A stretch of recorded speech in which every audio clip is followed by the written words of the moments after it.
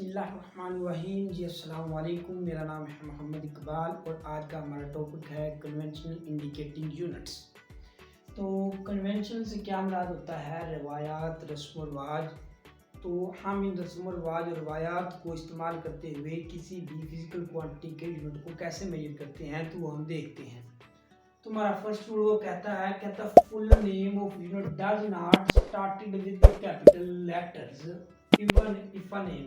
कहता है कि फुल नेम ऑफ यूनिट, किसी भी यूनिट का फुल नेम डज नॉट नहीं स्टार्ट किया जा सकता विद द कैपिटल लेटर से इवन इफ अ नेम। फर्ज किया हमारे पास न्यूटन है या पास्कल है या कोई और भी नेम है तो हम उसको क्या करेंगे, कैपिटल लेटर से जाहिर नहीं करेंगे, कैपिटल लेटर से नहीं लिखेंगे। दूसरा रूल में क्या कहता है the symbol of unit after scientist has initial capital such as. तो क्या कहता है, फर्ज किया कोई साइंसदान है, उसने क्या किया, उसने अपना कारनामा सर अंजाम दिया। जैसे हमारे पास पास्कल है, पास्कल ने क्या किया, उसने कहा कि फोर्स पर यूनिट एरिया, उसने ये अपना ला दिया तो वो पास्कल हो गया। तो न्यूटन है, न्यूटन ने क्या दिया, न्यूटन ने सेकंड ला दिया। तो क्या हुआ कि पास्कल ने एक अपना ला दे दिया और उसके नाम पर उसके कानून का नाम रख दिया गया। तो यही बात वो कर रहा है कि the symbol of unit after scientist has initial capital letter such as, यानी जो साइंटिस्ट ने अपना कारनामा सर ने जाम दिया तो हम अब जो उसका जो कारनामा उसने सर ने जाम दिया है उसको जाहिर करने के लिए हम कौन से लफ्ज इस्तेमाल करेंगे, कैपिटल लफ्ज इस्तेमाल करेंगे, जैसा कि न्यूटन मीटर एंड पास्कल। और जो पहला जो इसका लफ्ज है वही कैपिटल होगा और दूसरा क्या होगा, जैसे हमारे पास पी होता है, पी ए कैपिटल होगा और ए इसके लिए स्मॉल होगा। ठीक है। तीसरी हमारे पास क्या है, तीसरा हमारे पास कहता है कि the prefix should be written before the unit without space. जो प्रीफिक्स हैं उनके बाद जो यूनिट हैं, ठीक है, उनको स्पेस के बगैर लिखा जाए। जैसा कि ये हमारे पास क्या है, 10⁻³ ये पास हमारे पास एक प्रीफिक्स है। एम हमारे पास क्या है, एक मीटर है, वो हमारे पास क्या आ जाता है, वो हमारे पास एसएल यूनिट है। तो वो कहता है कि जब आप इसको लिखेंगे 10⁻10 ये किसके बराबर होता है, ये -3 के बराबर होता है। तो जब आपको इसको लिखेंगे तो विदाउट फ्री स्पेस के बगैर लिखेंगे। ठीक है, ओके। अब चौथा पॉइंट हमारे पास आता है, वो कहता है कि combination of base unit is written each with one space apart. फर्ज किया हमारे पास कोई भी दो यूनिट आ जाते हैं, न्यूटन आ जाता है, मीटर आ जाता है या एम्पेयर आ जाता है। जब भी हम दो किसी यूनिट को लिखेंगे, a combination of base unit written each with one space apart. जब भी हम दो यूनिट लिखेंगे उनके दरमियान स्पेस रखेंगे। जैसे कि हमने न्यूटन मीटर लिखना है तो एन लिखेंगे और साथ क्या लिख देंगे, एम लिख देंगे। तो ये हमारे पास स्पेस आ गई। जब भी हमने यूनिट लिखने हैं तो उनके दरमियान स्पेस रखेंगे। ठीक है। इसके बाद हमारा पांचवा रूल ये कहता है compound prefix are not allowed. Compound prefix नहीं अलाउड किए जाते हैं। जैसा कि ये हमारे पास होता है 1 माइक्रोफैरड, यानी 10 की पावर, ऐसे हम इसे लिखते हैं कि 1 10⁻6 6 माइक्रो कहते हैं, फैरड एफ बराबर होता है 10⁻12। तो प्रीफिक्स को हम दो या दो से ज्यादा प्रीफिक्स को इकट्ठा नहीं लिख सकते। उनको क्या लिखेंगे, 10⁻6 और 10⁻6 प्लस हुआ तो हमारे पास क्या बना 10⁻12। तो वो किसके बराबर होता है, वो पीको के बराबर होता है। तो इसको क्या लिखेंगे, पीको फैरड लिख लेंगे। ठीक है। इसी तरह अगर हमारे पास दो या दो से ज्यादा कंपाउंड यानी मैक्रो 3 दफा आ जाए तो उसको हम क्या लिखेंगे, 1 ईटा फैरड। ईटा किसके बराबर होता है, 10⁻18। ठीक है।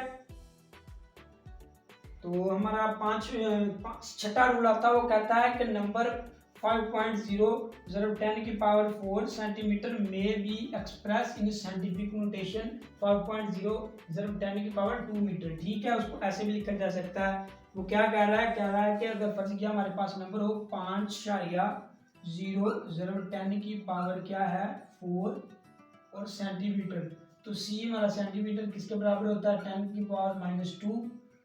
5.0 10⁻4 इसको हमने कर दिया 10⁻2 सेंटीमीटर।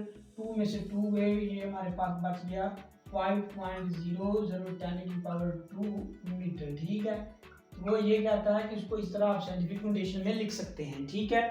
तो हमारे पास 7 रूल आता है, कहता है when a multiple of base unit is raised in a power then the power applies to the whole multiply and not the base unit alone. क्या कहता है कि when a multiple of base unit, जब हमारे पास दो या दो से ज्यादा यानी मल्टीपल बेस यूनिट आ जाएं, इज राइज आ जाएं, अ पावर में आ जाएं, the power applies to the whole multiple. तो जो पावर है आप एक की नहीं लेंगे, जब दो हमारे पास मल्टी हो रहे हैं, जैसे कि किलोमीटर दो मल्टीपल हो रहे हैं तो पावर एक की है, तो पावर क्या करेंगे दोनों की लिखेंगे।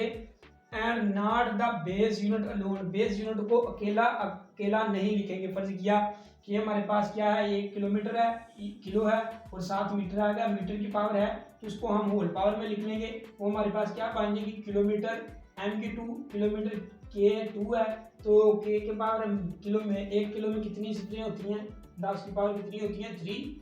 तो जब हम इसका स्केल लिखेंगे ये हमारे पास आ गया 10 की पावर 6 m2 आ जाएगा, 10 की पावर 6 m2 आ जाएगा। ठीक हो गया। अब जो हमारे पास 7 रूल है बहुत इंपॉर्टेंट है, वो क्या कहता है measurement in practical work should be record immediately in the most convenient unit, जैसा कि मैक्रोमीटर सेक्रेट गेज। तो वो ये कहता है, फर्ज किया कि आप प्रैक्टिकल में बैठे हुए हैं तो आपने किसी शाह की लेंथ लगानी है, लेंथ निकालनी है। फर्ज किया हमारे पास क्या है, एक वायर है, हमने उसकी लेंथ निकालनी है, तो हम अगर उसकी लेंथ निकालेंगे मीटर में, ठीक है, लेंथ मीटर में निकालेंगे तो वो तो हमारे बहुत ज़्यादा बड़ी हो जाएगी ना। मीटर में निकालेंगे, मीटर बड़ा यूनिट है, तो मैक्रोमीटर जो है हमारा छोटा यूनिट है। तो हम क्या करेंगे, उसको छोटे जो मैक्रोमीटर है, मैक्रोमीटर में हमने जो लेंथ निकाली है ना, किया प्रैक्टिकल में लैब दे रहे हैं, हमें कह रहा है कि एग्जामिनर आप क्या करें, तार का डायमीटर मालूम करके लाएं। तो हम जब डायमीटर मालूम करेंगे तो मिली एम्पायर में मालूम कर लेंगे या मिलीमीटर में मालूम कर लेंगे।